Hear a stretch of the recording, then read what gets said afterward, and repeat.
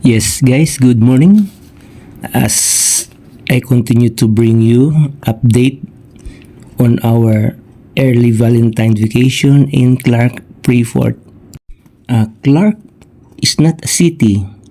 Actually, part siya ng Pampanga, guys.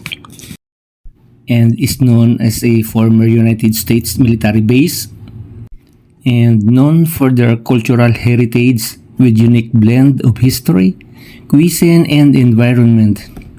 Yes, it's close to nature and they hold the title of being the culinary capital of the Philippines, guys. Yeah. Clark emerges as an economic powerhouse. Yes, thanks for its origin as a US Army base. Kaya sikat na sikat ito, guys, yung Clark. Wow.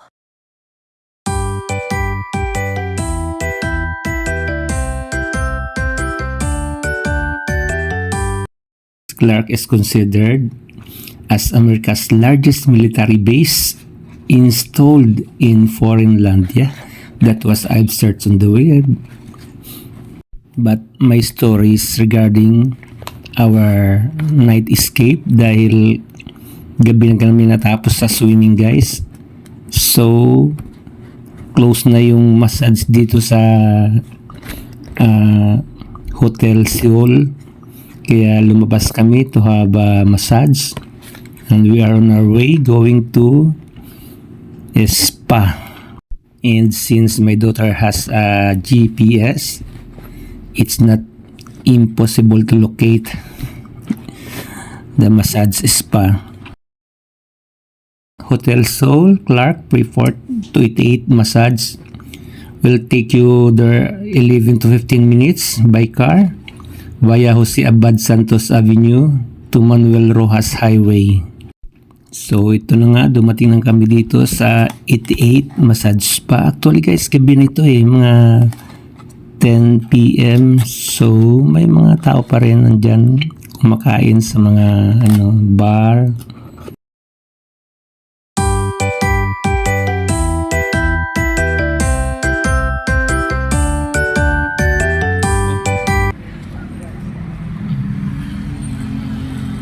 Pamassage kami dito, guys.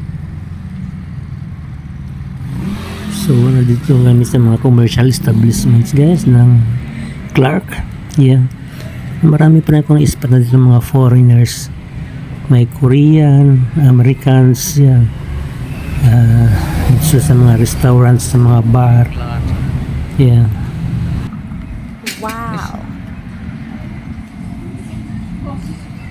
Dami pa rin mga kumakain dito sa mga restaurants. Actually, meron din mga Korean restaurant.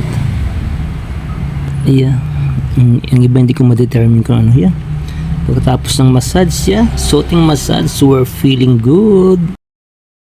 Bago pumasok sa massage spa ito, video muna ko dito sa may labas. Yeah. Spa offers different types of massage like Swedish, deep tissue, hot stone, shiatsu, aromatherapy, reflexology, and many more, guys. Yan, daming mga style ng massages. Yes, guys, na-encounter ko lang in different places. Iba-iba rin ang mga style ng massage nila. Dito medyo naiba, nasarapan kami sa kanilang massage. Minsan naman or sometimes I wanna experience naman yung acupuncture na sinasabi. Yung tinutusok ng karayom, guys.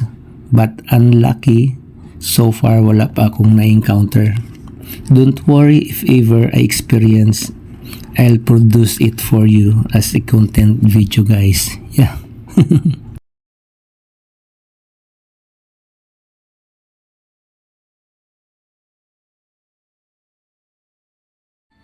So, bali relax muna tayo, guys. Yeah.